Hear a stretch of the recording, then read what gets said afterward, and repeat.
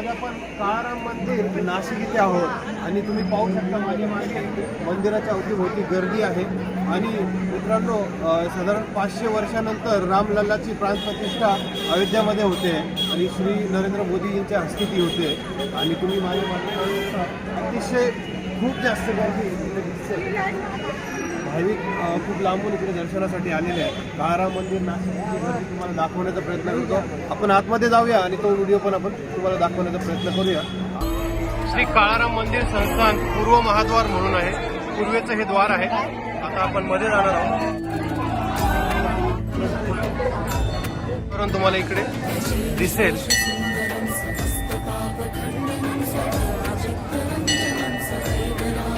तुम्हाला इकडे पूर्ण फिरून दाखवतो.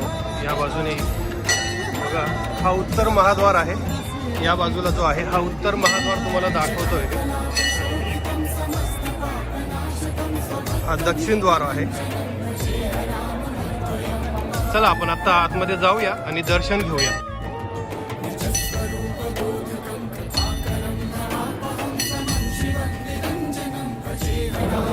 मित्रांनो, आता आपण काळाराम मंदिरात आलेलो आहोत. पाहू शकता तुम्ही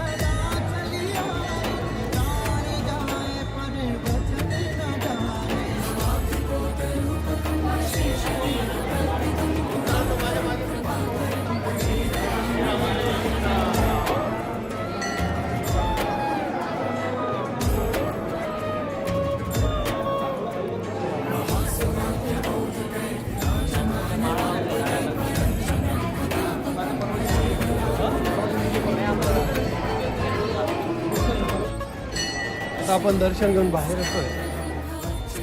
तर प्रभू श्रीरामांच्या मंदिराचा परिसर आहे. तुम्ही पाहू शकतात माझ्या मागे. तुम्हाला परिसर दाखवण्याचा प्रयत्न करतोय. मंदिर आहे प्रभू श्रीरामांचं.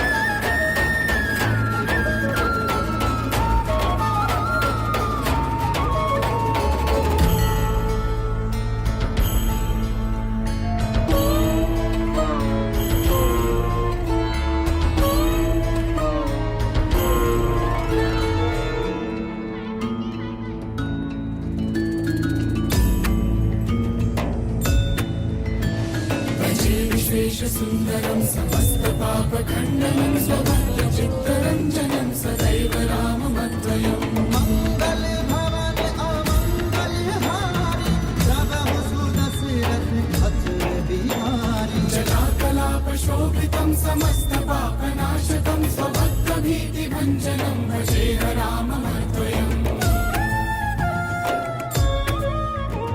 निजस्वरूप बोधकं कृपाकरं भवापहं समं शिवं निरञ्जनं भजेह राममद्वयम् धीरधिधरमो विकलरुणानि आपदितानि परप्रियेतानि सदा प्रपञ्चकल्पितं ह्यनामरूपवास्तवं नराकृतिं निरामयं भजेह राममद्वयम्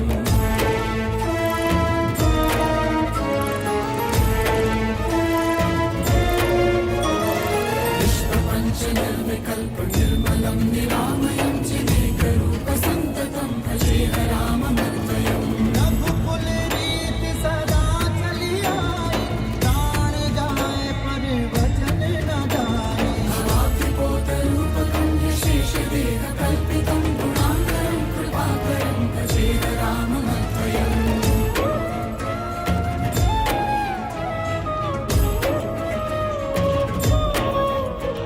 महासुवाक्य बोधकै